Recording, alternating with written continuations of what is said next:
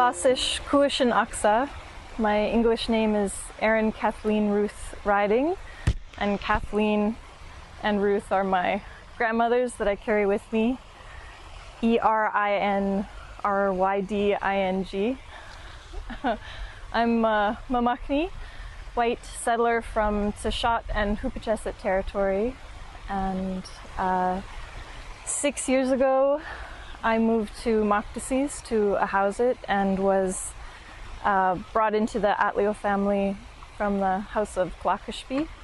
And I work with the Ut-Ushtakyu Society in the role of Tai Hupakwineth, which is sort of loosely administration director, and a counterpart to Dave Frank, who is the Tai Tsuyak, the cultural supervisor.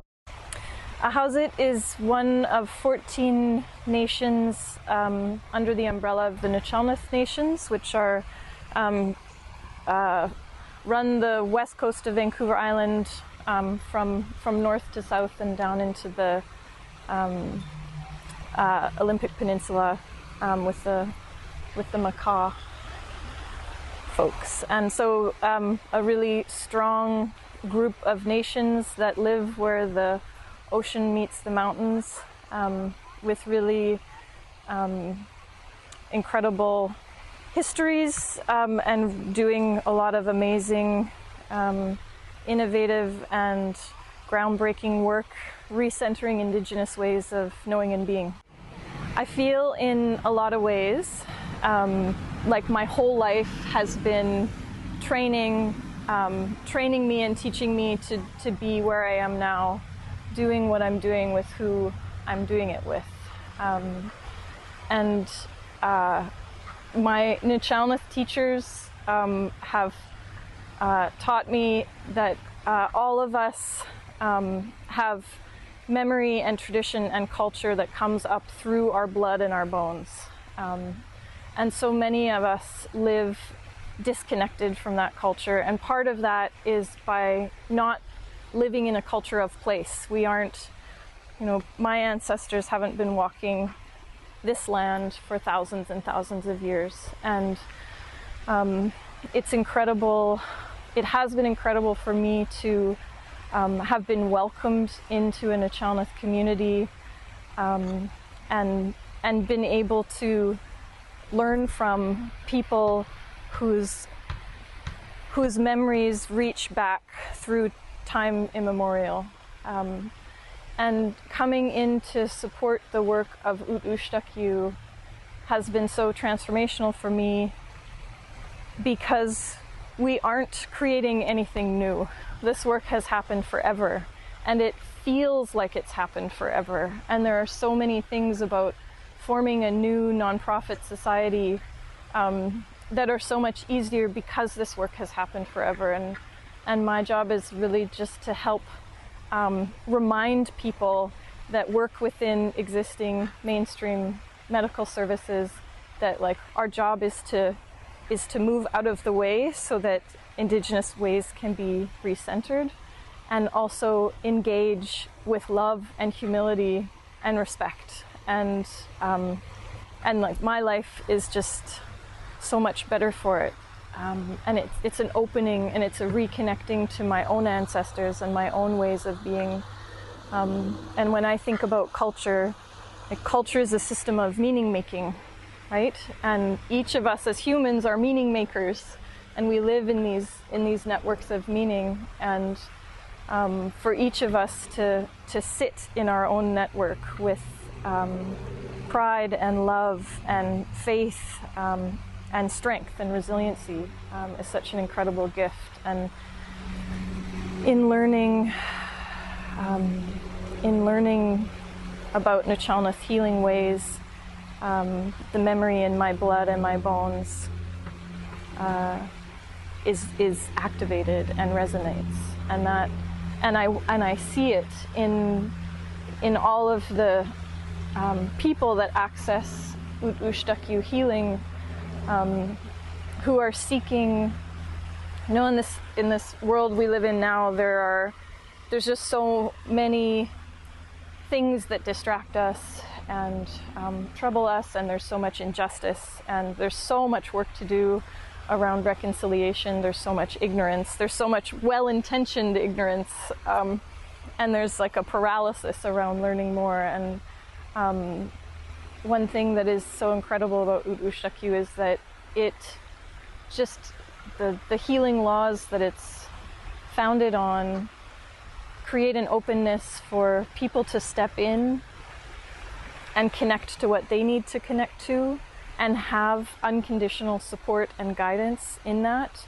to do the work that they need to reconnect to the meaning in their lives, and the medicine that they have in themselves, because we all have that medicine, right? And I think that teaching is so strong, that when we are connected, we're connected to that medicine in us. So I think where we're at, I think a lot about where we are at, like in the history of Canada, in the process of decolonizing and reconciliation, and how far we have to go. And I think right now, with a lot of health services, there's like this fledgling understanding, and this is very general, there's a like fledgling understanding about Indigenous medical systems, more understanding maybe about cultural healing practices, and an idea of like, let's enhance Western systems with cultural healing practices, and that's really good, because there's a lot of different ways for healing to happen.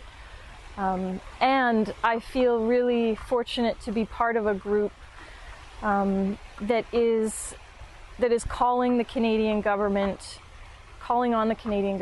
to acknowledge the legitimacy and authority of an Indigenous medical model. It's not Western that's enhanced by, it's an Indigenous model that is enhanced by Western medicine. And it's so powerful to work from that place. It shifts everything. So operating from a place of teachings, of connection, of interconnection, of energy, is such a powerful thing. And we launched this initiative with a new batch of funding. It's been going for 10 years, but we launched it with a new round of funding just before pandemic. We had all these plans, and you know, all of our deliverables, and like the logic model was full. And then the pandemic happened, everything shifted, and because this work has always happened, the principles and foundation of each of our Ushtakyu, they were all really uniquely positioned to just do what needed to happen next, because the teachings are, you do the work that's in front of you, you do what you need to do to facilitate and support the healing to happen, whatever that looks like. And so our whole team was ready to meet all of the unexpected and uncertain things that COVID presented, where a lot of different services were struggling. Ushtakyu was able to flow. And I thought that was, it's just a testament to how powerful work is when it's been honed over thousands and thousands of years through wise practices, through the changes of time. Like, it gives me chills just thinking about it, right? That's like, we talk about evidence-based now, like that is evidence-based, right? We've got 15,000 years of data saying that like this works. So amazing.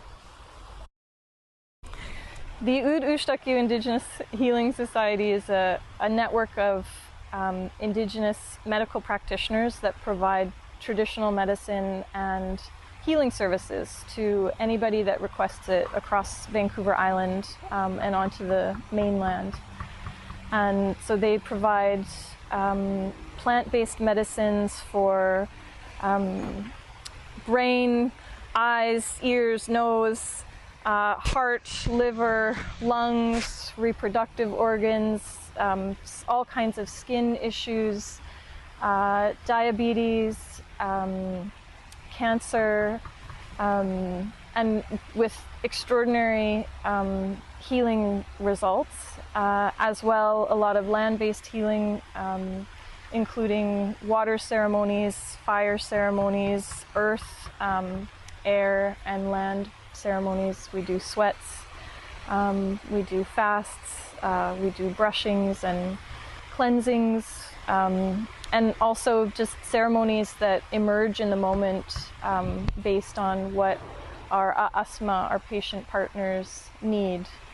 And we also work with Western medical practitioners and practitioners from other medical models to shake hands with each other's medicine, to bring the best of traditions from all over the world into the service of healing for each of us how we need it in the moment. And so our work is to provide that healing for folks, and also to call on the government to acknowledge the legitimacy and authority of Indigenous healing models in order to improve access to our services. So we are a 24/7 organization, and we work across multiple disciplines.